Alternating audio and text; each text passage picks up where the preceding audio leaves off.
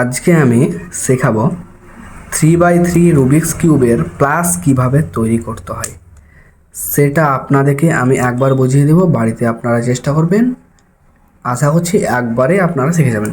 প্রথমত বলি, যদি সিচুয়েশানে থাকে, ধরেন প্লাস তৈরি করবেন, মিডিলে একটা শুধুমাত্র নীল আছে, মানে আমি আপনাদেরকে আগের ভিডিওতে এগুলো শিখিয়ে দিয়েছি কম বেশি। তবে এখানে প্লাস কীভাবে তৈরি করবেন, যদি এরকম থাকে, যদি প্লাস হয়ে থাকে কোনো ব্যাপারই নাই, আর যদি প্লাস না হয়ে থাকে, প্লাস করার টেকনিকটা আমি বুঝিয়ে দিচ্ছি। এবার তার আগে চ্যানেলটাকে সাবস্ক্রাইব করে দিন আর সবারই মারে ছড়িয়ে ছিটিয়ে দিন।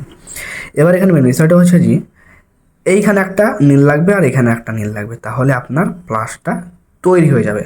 সেক্ষেত্রে বলি, যদি প্লাস করতে চান আর যদি এখানটাই কিছু না থাকে, এখানটায় শুধুমাত্র নীল থাকবে, তাহলে এইখানে আপনাকে নীল নীল নীল নীল মানে সব নীল বসাতে হবে।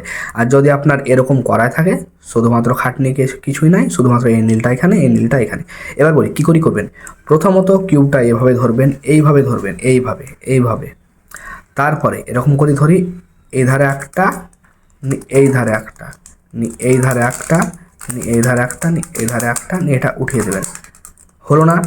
যদি না হয় আবার ওইভাবেই ওরকমভাবেই চেষ্টা করতে হবে। এই ধারে একটা, এই ধারে একটা, এই ধারে একটা, এই ধারে একটা, এই ধারে একটা। দেখেন সলভ হয়ে যাচ্ছে।